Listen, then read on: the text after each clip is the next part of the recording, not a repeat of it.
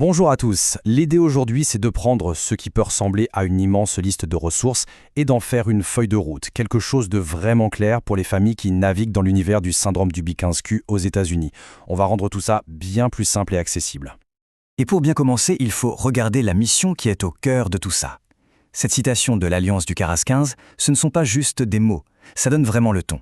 Il s'agit de donner du pouvoir, de soutenir, de défendre. C'est un point de départ qui est à la fois puissant et plein d'espoir. Alors, plongeons dans le vif du sujet. Notre première partie s'appelle « Une mission de soutien ». Et c'est logique parce que chaque ressource qu'on va voir s'inscrit dans ce grand objectif.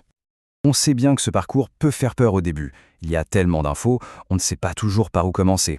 Le but ici, c'est justement de prendre tout ce qui peut paraître chaotique et de le transformer en un chemin clair et beaucoup plus simple à gérer. Bon, maintenant, passons aux choses concrètes. Cette section se concentre sur les tout premiers pas, ce qu'on peut faire juste après un diagnostic pour construire des bases vraiment solides. Ce qui est super ici, c'est que ça simplifie tout en 3 étapes très claires. D'abord, l'intervention précoce, c'est la priorité. Ensuite, trouver la bonne équipe de spécialistes. Et enfin, un point absolument crucial, se connecter avec d'autres familles. C'est un vrai plan d'action pour démarrer. Et pour que ça soit bien concret, qu'est-ce que ça veut dire l'intervention précoce ? Eh bien, prenons l'Alaska par exemple. Là-bas, ça s'appelle le programme d'intervention précoce d'apprentissage des nourrissons. Quasiment chaque État a son propre programme. Il faut juste trouver comment il s'appelle localement. Ok, une fois les premiers parfaits, il faut penser à la suite, au long terme. Cette partie va nous guider pour naviguer dans le système, parce que l'enfant grandit, et ses besoins changent bien sûr. Ici, on a en quelque sorte les 4 piliers du soutien sur le long terme. On a l'éducation spécialisée, avec les fameux IEP, puis les services d'orthophonie, la technologie d'assistance qui peut vraiment aider au quotidien, et enfin, on pense à l'avenir avec la réadaptation professionnelle. Rien que de savoir que ces catégories existent, c'est déjà un grand pas. Ok, on a parlé des systèmes officiels. Mais il y a autre chose d'absolument essentiel, et peut-être même de plus enrichissant. C'est de construire une communauté. Et regardez la diversité de ces soutiens. On a des centres de formation pour les parents, des organisations qui défendent les droits, des alliances sur la santé mentale et bien sûr des réseaux de parents. C'est tout un écosystème de gens qui sont là pour aider. Et voilà le point le plus important. Ces groupes offrent quelque chose d'unique.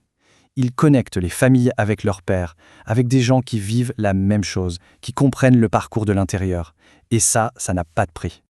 Bon, on a vu les types de soutien qui existent. Maintenant, la grande question c'est comment est-ce qu'on les trouve concrètement ? Cette section ressources par État est là pour donner les clés pour trouver de l'aide, peu importe où l'on se trouve aux États-Unis. La question est simple, mais la réponse peut sembler compliquée. Comment trouver de l'aide là où on vit ? C'est exactement le problème qu'on va résoudre maintenant. Alors ça, c'est la clé de tout. C'est un peu comme un décodeur. Parce que oui, les noms des agences changent d'un État à l'autre, mais leur rôle, eux, ne change pas. Il y aura toujours un conseil d'aider pour la planification, un centre PNA pour les droits, un PTI pour les parents et un UCDD pour la recherche. Si on comprend ces catégories, on sait quoi chercher. Voyons comment ça marche en pratique. On a vu le centre PND dans le tableau, n'est-ce pas ? Eh bien, au Wyoming, c'est simple, il s'appelle Wyoming PND System. C'est direct, facile à trouver. Mais attention, parfois, le nom est moins évident. Par exemple, en Utah, la même mission est assurée par le Disability Law Center. Le nom est différent, mais la fonction est la même. C'est bien le centre PNA de l'État. C'est ce modèle-là qu'il faut avoir en tête. Et pour finir, un dernier petit truc, une astuce universelle. Quasiment tous les États ont un site web officiel, qui finit souvent par .gov, comme kansas.gov. C'est toujours un excellent point de départ pour trouver les agences locales. C'est la porte d'entrée. Voilà, on a fait un bon bout de chemin.